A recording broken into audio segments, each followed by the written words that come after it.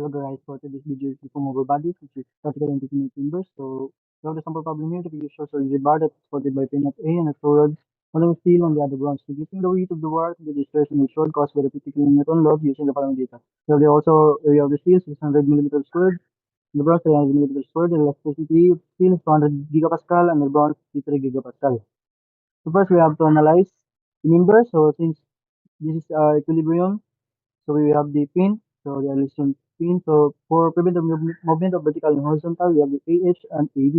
This also we have the P steel and PBR. So di naman tayo makakapag-submission of forces kasi tatlo yung ano. So mag-moment lang muna tayo sa A. So moment counterclockwise. So positive yung P steel and bronze. Negative yung 50 kilonewton load. Ito naman ay wala. Ito manineglect. So P times 0.6 steel and P bronze 1.6 equals to 50 times 2.4. So compatibility equations, ito yung innovation natin sa steel and bronze and D, so which is 50 kilonewton. So sir, delta steel over 0.6 equals to delta bronze over 1.6. So ang lalabas dito 0.375. Ito naman yung formula natin. So we have to simply substitute lang yung mga value natin. So ito. So we have 1 meter, 600 meters squared, times 200 gigapascals equals to 0.375.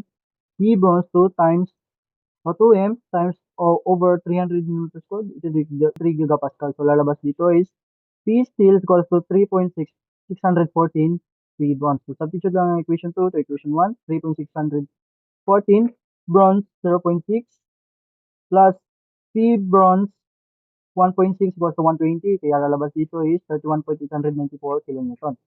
So, substitute lang din yung bronze dito sa value ng bronze dito sa equation 1 o dito sa equation 2. So, 3.614 times 31.844 P steel equals to 115.084 kilonewton. So, by computing the stress, substitute lang yung mga value ng dito sa formula ng stress. So, sigma is equals to P over A. So, ang P natin dito sa steel is 115.084 times 10 to the 3 Newton over 600 millimeters squared. Ang lalabas dito is 191.807 megapascal. Dito naman sa bronze, substitute lang yung mga value, which is ito, 31.894 kilonewton. So, convert natin to Newton. 31.894 times 10 to the 3 Newton over 300 mm squared. Ang lalabas dito is 106.313 megapascal. At yan